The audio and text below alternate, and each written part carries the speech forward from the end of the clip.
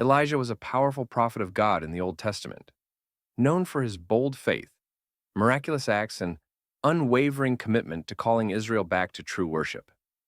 His story is recorded in 1 Kings 17 to 2 Kings 2, during the reign of King Ahab and Queen Jezebel, who led Israel into idolatry by worshiping Baal.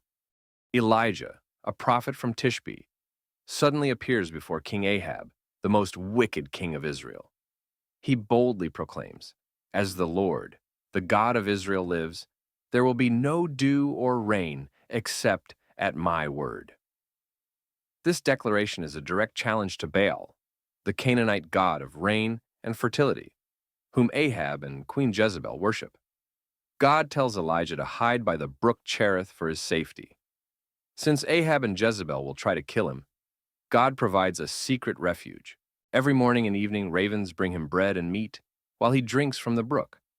This miraculous provision shows God's care during the drought. As the drought continues, even Elijah is affected. The brook dries up, forcing Elijah to move. This is a test of faith. God's provision is not permanent in one place. God sends Elijah to a Gentile town in Sidon, Jezebel's homeland, to stay with a poor widow. This shows that God's provision extends beyond Israel. The widow has only a handful of flour and a little oil, enough for one last meal before starvation.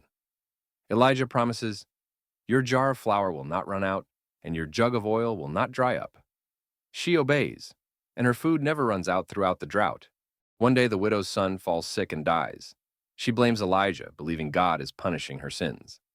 Elijah carries the boy upstairs, prays over him 3 times, and God revives him, the first resurrection recorded in the Bible. This proves that God has power over life and death. After 3 years of drought, Elijah meets Obadiah, a faithful servant of God, and tells him to inform Ahab, "Elijah is here." Ahab calls Elijah the troubler of Israel, but Elijah counters, "You and your family are the real troublemakers for abandoning God." Elijah calls for a public contest between God and Baal. He gathers 450 prophets of Baal and 400 prophets of Asherah on Mount Carmel before the Israelites. Elijah proposes a test. Both sides will prepare a bull for sacrifice. They must not light the fire themselves. The true God will be the one who answers with fire from heaven. The people agree, eager to see which God is real. The prophets of Baal prepare their altar and sacrifice. From morning until noon, they shout, "O Baal, answer us." They dance and leap around their altar, but nothing happens. There is no response. At noon, Elijah begins mocking them sarcastically. "Shout louder. Maybe your God is deep in thought, or busy, or traveling. Maybe he is sleeping and must be awakened." The prophets grow desperate and begin cutting themselves with swords and spears, as was their pagan custom. They continue until evening, but still no fire comes from Baal. Elijah steps forward and calls the people near. He repairs the ruined altar of the Lord, using 12 stones to symbolize the 12 tribes of Israel. To prove this is not a trick, Elijah digs a trench around the altar and pours 4 large jars of water over the sacrifice. He repeats this 3 times until the wood and trench are completely soaked. Elijah prays a simple yet powerful prayer.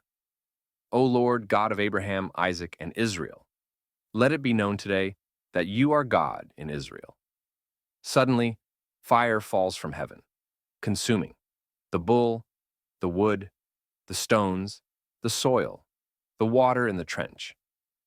This supernatural event proves beyond doubt that God is the true God.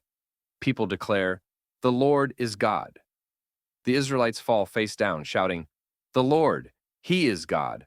The Lord, He is God!" Their hearts turn back to worshiping the true God. Elijah warns Ahab, "Hitch up your chariot and go down before the rain stops you."